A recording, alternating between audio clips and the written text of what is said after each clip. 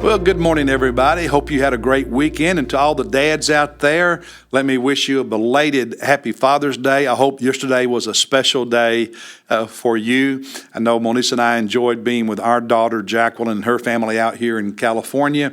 Today, in our devotion, our Bible reading plan, we are in the 4th chapter of the book of Judges in the Old Testament. Thank you for joining me, and go ahead and open your Bible there. This chapter talks about a woman named Deborah, who was one of the 11 judges, one of the 11 heroes that set things right and delivered the Jewish people in her part of the nation from oppression by a foreign army, if you will. She's introduced to us in this chapter as a prophetess, as a judge, a leader in the country of Israel. I mentioned Friday there were 3 judges in chapter 3. And one of those, Ehud, dies. And after he dies, Israel turns away from God, begins worshiping the pagan gods of the Canaanite people, Baal and all of that again.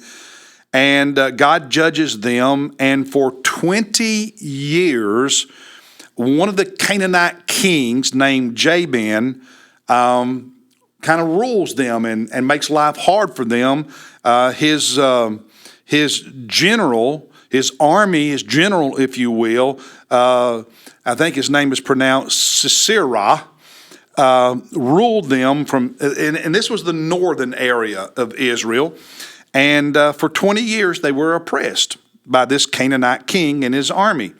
And then God raises up Deborah. Look at verse 4.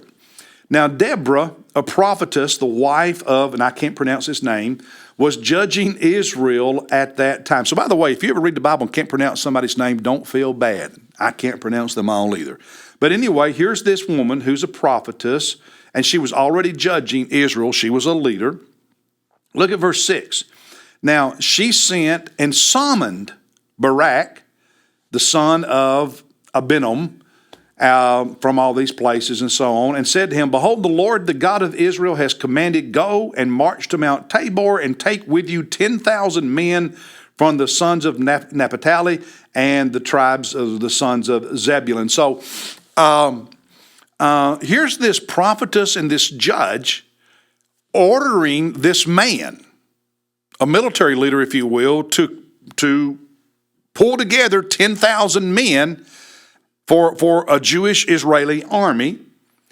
And then in verse 9, over the objection of Barak, she goes with the army. Verse 9, I will surely go with you. Nevertheless, the honor shall not be yours, Barak, you general, you man.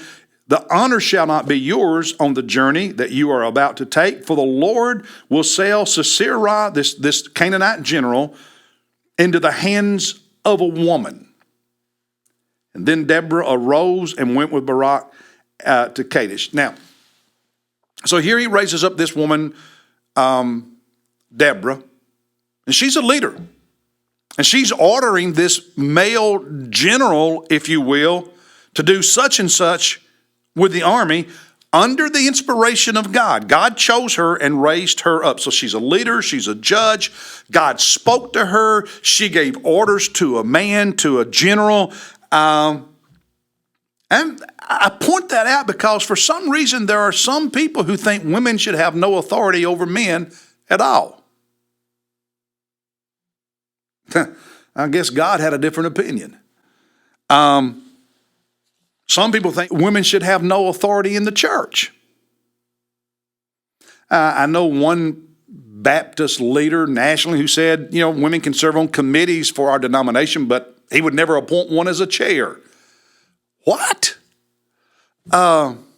Really? God chose Deborah. And she is the one that's the judge, the leader, not Barak. She's the one that got the honor. God gets the honor. She very clearly says God is the one who's going to deliver us and do all of this. But humanly speaking, she's the one who got the honor. Actually, in this story, when you read the whole chapter, chapter 4, there are 2 women who are the heroes of the story. You got Deborah, and then you've got this woman named Jael, in verse 17 and following, because when the Jewish army defeats the Canaanite army, this general Sisera flees. And he hides in a tent. The husband is gone, but this wife, Jael, is there. And he thinks she's a supporter of the Canaanites, but she's really not. And so he goes into the tent and she covers him with a blanket. He's hiding and he falls asleep. She takes a tent peg and a hammer, and through his temple, she kills him. Drives it through his head. She kills him. And in chapter 5, there is a song, a celebration of victory, and the heroes, but Barak is mentioned, but the heroes, Deborah, and even this woman named Jael. Look at in chapter 5, even at verses 24 and following. Most blessed of women is Jael, the wife of Heber the Kenite. These were descendants of Moses' father-in-law. Most blessed is she of women in the tent. He asked, this is talking about that Canaanite general Sisera. He asked for water and she gave him milk. That's true. That's told back in chapter 4. In a magnificent bowl, she brought him the curds. Then, after he's asleep, she reached out her hand for the tent peg and her right hand for the workman's hammer. Then she struck Sisera. She smashed his head, and she shattered and pierced his temple. Notice this, between her feet he bowed, he fell, he lay. Between her feet he bowed, he fell. Where he bowed, there he fell dead. Well, Steve, what's the point? 2 women were the heroes.